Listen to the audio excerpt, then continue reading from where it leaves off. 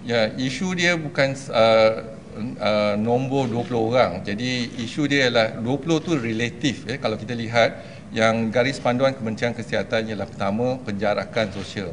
Jadi kalau 20 orang, mungkin 20 orang yang anggota keluarga.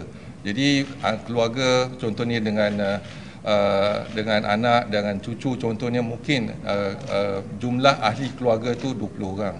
Dan apa yang pasti ialah kita kena ikut SOP Kementerian Kesihatan, iaitu penjarakan sosial. Jadi kalau dalam apartmen 20 orang tu dah kira confined space dan crowded space. Jadi dah melanggar peraturan iaitu SOP Kementerian Kesihatan.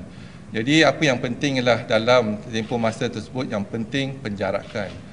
Sebagaimana Yang Amat Berhormat Perdana Menteri menyatakan, iaitu kita kena pastikan penjarakan sosial diamalkan di rumah contohnya, iaitu apabila ada kalangan mereka yang melawat ataupun datang ke rumah, pastikan penjarakan, pastikan kita lindungi warga emas contohnya.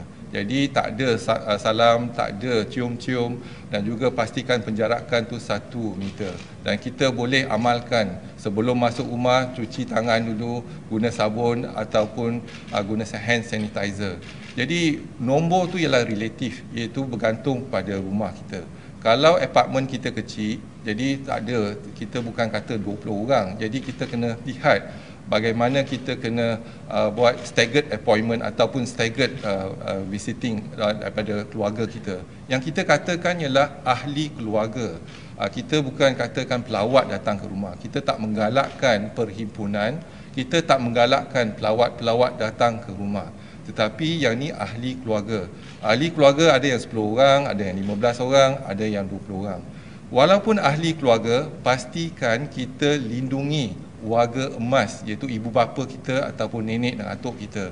Sebab kalau kita lihat ada jumlah kes kematian yang kita ada setakat ni, kes-kes tu kalau kita lihat 60 tahun ke atas lebih pada 50%.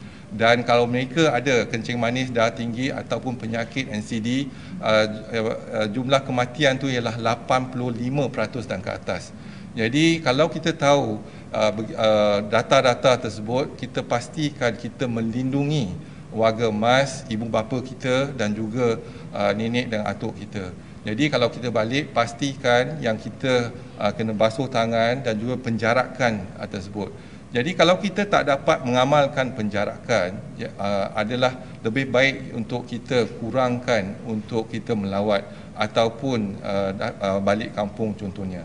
Jadi mungkin tahun ni kita rasa kalau kita lihat perkara ni berlaku juga di negara China ketika mereka menyambut perayaan Tahun Baru Cina, tetapi mereka juga menghadkan ataupun menghentikan penduduk mereka balik ke kampung. Jadi inilah satu cabaran kita dan kita harap rakyat Malaysia memahami dan juga mengamalkan, dan juga yang penting ialah lindungilah ibu bapa kita dan nenek atuk kita di kampung.